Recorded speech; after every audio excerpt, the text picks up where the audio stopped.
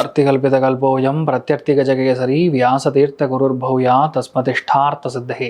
Gajakesari stellar astrology நேயர்களுக்கு ஜோதிஷ Gajakesari doctor Acharya Harish ராமனின் அன்பான வணக்கங்கள். தை மாதத்திற்கான பலன்களை தான் இப்போ நம்ம முக்கியமாக பார்க்க போகிறோம். அதுக்கு முன்னாடி நம்ம சேனலை யாரெல்லாம் சப்ஸ்கிரைப் பண்ணியோ சப்ஸ்கிரைப் பண்ணுங்கள், லைக் பண்ணுங்கள், ஷேர் பண்ணுங்கள். அதுக்கும் மேலே உங்களுடைய கமெண்ட்ஸ் ஒரு உற்சாகத்தை கொடுக்கக்கூடிய ஒரு கமெண்ட்ஸாக இருக்கட்டும்னு நான் வேண்டிக்கிறேன்.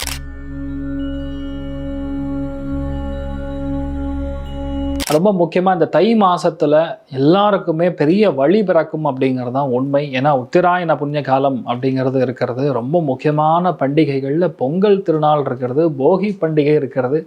இந்த மாதம் முழுக்க முழுக்க கொண்டாட்டம் தான். ஆட்டம் பாட்டம் கொண்டாட்டம். தை மாதம் எந்த திண்டாட்டமும் கிடையாதுங்கிறது தான் உண்மை. நான் 14ஆம் தேதி போகி திருநாள் நல்வாழ்த்துக்கள், 15ஆம் தேதி பொங்கல் திருநாள் நல்வாழ்த்துக்கள். அனைவருக்கும் தை பொங்கல் நல்வாழ்த்துக்கள். சந்தோஷமாக பொங்கல் கொண்டாடுங்க. பொங்கலோ பொங்கல் அப்படின்னு சொல்லி மனசார வாய் விட்டு சொல்லி நம்ம தர்மத்தில் இருக்கக்கூடிய விஷயங்களை கொண்டாடுங்க. நிறையா பேருக்கு விவசாயிகளுக்கு தான தர்மங்கள் செய்கிறது உத்தமம். எல்லாருமே செடி வாங்கணும் இந்த வருஷம். ஏன்னா குரு வக்கரமாக உட்காந்துருக்கிறது.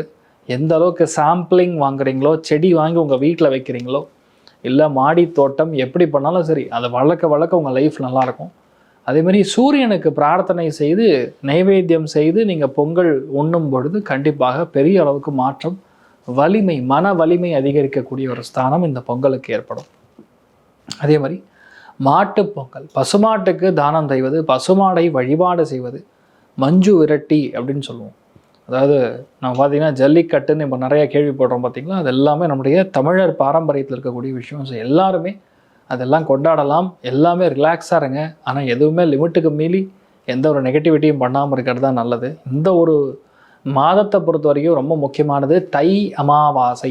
18ஆம் தேதி பித்ரு காரியங்கள், முன்னோர்களுக்கான சார்த தர்ப்பணங்கள், எந்த விதமான ஜாதகத்தில் மிகப்பெரிய தோஷங்களாக இருந்தாலும் பரிகாரம் செய்யக்கூடிய அற்புதமான நாள். 18ஆம் தேதி ஜனவரி. 19ஆம் தேதி மகா ஸ்நானம். அதாவது எந்த ஒரு புண்ணிய நதிகள்லையும் குளிக்கும் போதும் நீராடும் பொழுதும் பெரிய அளவுக்கு உங்களுடைய லைஃப்பில் அந்த கர்மாக்கள் கழியும். நதிகளில் நீராடுவது சந்திரனுடைய கர்மாக்கள் கவியும். அதாவது மெயினாக உங்கள் பாவங்கள் எது இருந்தாலும் போகக்கூடிய ஒரு ஸ்தானம் ஏற்படுகிறதுங்கிறது நீங்கள் புரிஞ்சுக்கணும். அதுக்கும் மேலே பிப்ரவரி 1ஆம் தேதி தைப்பூச திருவிழா. முருகப்பெருமான் அப்படிங்கன்னா மனசார சந்தோஷத்தை கொடுக்கக்கூடிய ஒரு தெய்வம், தமிழர்களுக்கான தெய்வம், தமிழ் கடவுள் முருகப்பெருமான். சுப்பிரமணியன் எப்படி பார்த்தாலும் சரி எல்லா ஸ்டேட்லேயுமே முருகன் இருக்கான், வேறு பேர், அவ்வளோதான்.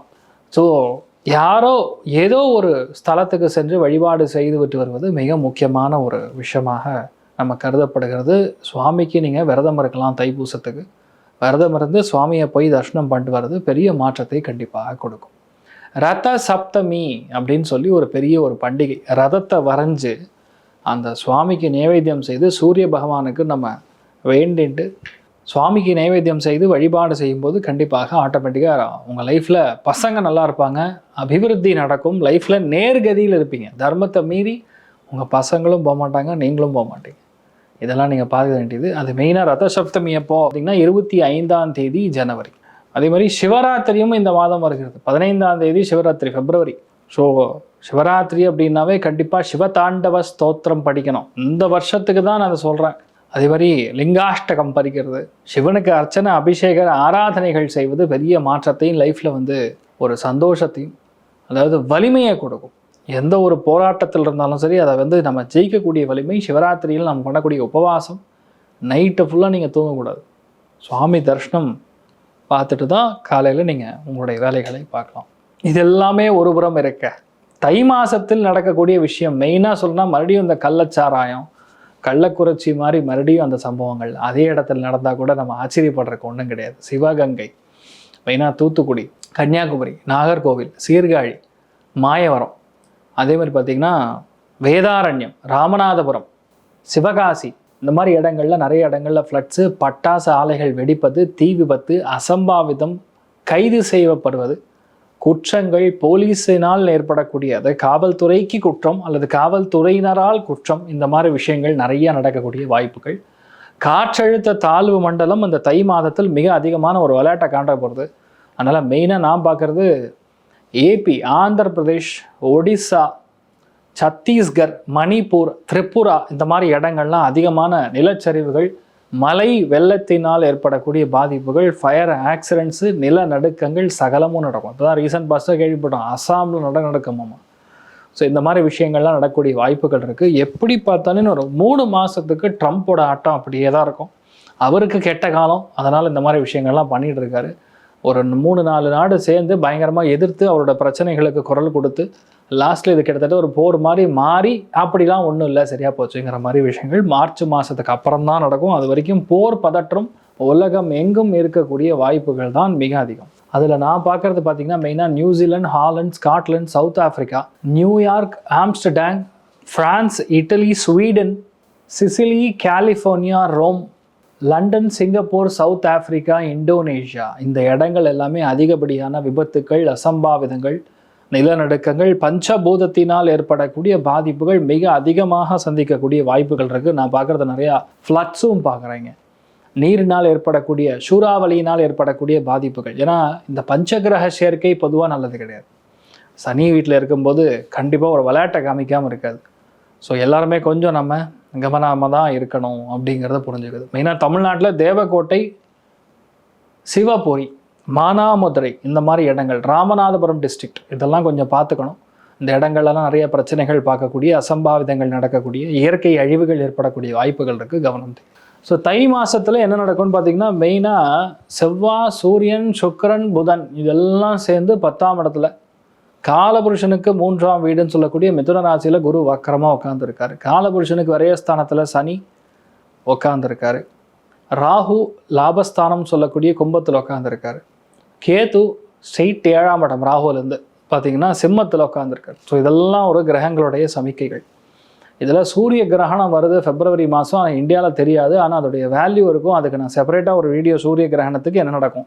சூரிய கிரகணம் வந்தாலும் சரி, சந்திர கிரகணம், மார்ச்சில் வரக்கூடிய சந்திர கிரகணம் ரெண்டுமே கண்டிப்பாக அரசியல்வாதிகளுக்கு கண்டம், பதற்றம், கைது செய்யப்படுவது, தீ விபத்துக்கள் இந்த மாதிரி சகலமான விஷயங்கள்லாம் நடக்கும். நிறைய இடங்களில் வந்து போராட்டங்கள், வெடிக்கிறது, பிரிவு கொடுக்கறது இது எல்லாமே கண்டிப்பாக நடக்கிற மாதிரி இருக்கிற விஷயம். நீங்கள் நினைக்கிறீங்க யூஎஸ் வந்து ரொம்ப சூப்பர்னு. 2000 எழுதி வச்சுங்க. இது ரீலாக கூட ஐ திங்க் எங்களோட மீடியா டீமில் போடுவாங்க. 2027 2029 யூரோப்பியன் நேஷன்ஸ் எப்படி 5ஆ 10ஆ உடைஞ்சதோ அந்த மாதிரி யூஎஸ்ஸுமே உடையும். யூஎஸ்ங்கிறது யூஎஸ்ஸாக இருக்காது, கண்டிப்பாக இருக்காது. யூஎஸ் பாக பிரிவினை ஏற்படும். That will happen for sure. So இப்போது இந்த தை மாதத்தில் எந்தெந்த ராசிகளுக்கு நிறைய நல்ல விஷயங்கள் நடக்கும்னு பார்த்தா, அதில் முதல் ராசி லக்னம் பெரிய அளவுக்கு வெற்றியை, பெரிய அளவுக்கு சாதிக்கக்கூடிய, எல்லாமே நமக்கு முடியும், நம்மளால் செய்ய முடியும்னு ஜெயிக்கக்கூடிய பிராப்தம் அப்படின்னு பார்த்தோன்னா மெயினாக நான் பார்க்குறது மகரம், ரிஷபம், அதுக்கப்புறம் கன்னி. இந்த 3 ராசிகளுக்கும் செம்மையான ஒரு யோகம், ராஜயோகம் கொடுக்கக்கூடிய பிராப்தம் இருக்கிறது. யாருக்கெல்லாம் வெற்றி, பதவிகள் தானாக தேடி வருகிறது, பிரச்சனைகள் முடியும், சந்தோஷத்தில் அப்படியே மிதக்கக்கூடிய வாய்ப்புகள் தை மாதத்தில் யாருன்னு கேட்டால் மீனம், கடகம், விருச்சிகம். இவங்க எல்லாருக்குமே வேறு விதமான கொண்டாட்டம் இருக்கிறது. எல்லாத்துலேயுமே வேலையில் நீங்கள் தான் ஃபஸ்ட்டு, உத்தியோகத்தில் நீங்கள் தான் ஃபஸ்ட்டு, காம்படிஷனில் நீங்கள் தான் ஃபஸ்ட்டு, ஜெயிக்கிறது நீங்கள் தான் அப்படின்னு சொல்லக்கூடிய நிலைமைகளில் பார்த்தீங்கன்னா மெயினாக மேஷம், சிம்மம், தனுசு இந்த 3 ராசிகளும் இருக்கப்படுது. அப்போ யார் கவனமாக இருக்கணும் அப்படின்னு கேட்டால் மெயினாக நான் பார்க்கறது ஒரே ராசி, மிதுன ராசி நண்பர்களும் சரி, கும்ப ராசி நண்பர்களும் சற்று கவனம், எச்சரிக்கையாக இருக்கணும். இதில் பார்டர் லைனில் இருக்கிறது துலாம். தை மாசத்துல ஓவராலாக ஒரு ராசிக்கு எப்படி இருக்குன்னு பார்க்க. தனுசு ராசி அல்லது தனுசு லக்னம் சார்ந்த நபர்களுக்கு தன பிராப்தம் கை கூடுகிறது, பணம் பொருளாதாரத்தில் ஏற்றங்கள் கொடுக்கிறது. வாழ்க்கை துணையோட மறைவு பகுதிகளில் பிரச்சனை வரலாம். உங்களுக்கு பல் அல்லது கண் சம்பந்தப்பட்ட பிரச்சனைகள் வந்து போகலாம். இதெல்லாம் வந்து சின்ன சின்னது. நான் பார்க்குறது முழுக்க முழுக்க கை வருமானம், கையில் இருக்கக்கூடிய பணம் அதுதான் ஜாஸ்தியாக இருக்குது. யார்கிட்ட பணம் வேணும்னு கேட்டால் உடனடியாக கிடைக்கும். நிறைய பேருக்கு வந்து உங்கள் பேச்சில் மற்றவங்க பயந்தே சில விஷயங்கள் பண்ணி கொடுத்துருவாங்க. எதுக்காகவும் யாருக்காகவும் டென்ஷன் ஆக வேண்டியதில்லை, கோவப்பட வேண்டியதில்லை, அந்த வார்த்தைக்கு மதிப்பு ஏற்படும். ஆனால் என்ன, குரு பார்வை இருக்கிற வரைக்கும் பிரச்சனை கிடையாது. குடும்பத்தில் உங்கள் பேச்சுக்கு மரியாதை இருக்குது, ஆனால் வீட்டில் ஓவராக அதிகாரம் பண்ணிங்கன்னா பிரச்சனை ஆகிடும். மெயினாக அதுதான் பார்த்துக்கணும். யாரெல்லாம் வந்து இரும்பு சம்மந்தப்பட்ட வியாபாரம் பண்ணுறீங்களோ, ஜல்லி வியாபாரம் பண்ணுறீங்களோ, மெட்டல்ஸ் வியாபாரம் பண்ணுறீங்களோ அவங்களுக்கெல்லாம் பெரிய ஏற்றம், சக்ஸஸ் உண்டு. கெமிக்கல் காம்போசிஷன் சம்மந்தப்பட்ட எந்த ஒரு தொழில் பண்ணுறவங்களுக்கும் நல்லாயிருக்கும். டீ கடை வச்சுருக்கேன், நைட் நேரத்தில் நான் பிரியாணி கடை போடுறேன், இல்லைன்னா ஏதாவது ஒரு ஃபுட்டு சம்மந்தப்பட்ட கடை இருக்கேன்னா அதுக்கும் நல்லாயிருக்கும். இந்த காலகட்டங்களில் மெயினாக பார்த்துக்க வேண்டியது உங்களுடைய கணவனாக இருந்தால் மனைவியோட ஹெல்த்து, உங்கள் ஹெல்த்து. பெருசாக ஒன்றும் பாதிக்காது. நீங்கள் இறங்கி குத்துங்க, சூப்பராக இருப்பீங்க. மெயினாக நான் பார்க்குறது பெரிய ஒரு சந்தோஷத்தை ஒரு மாதம் கழித்து பார்க்கக்கூடிய நிலைமைகள் இருக்குது. சந்தோஷமோ பொருளாதார ஏற்றமோ என்பது நீங்கள் வழிபாடு செய்ய வேண்டிய தெய்வம் ஆதிசேஷன் வழிபாடு ஏற்றத்தை கொடுக்கும்.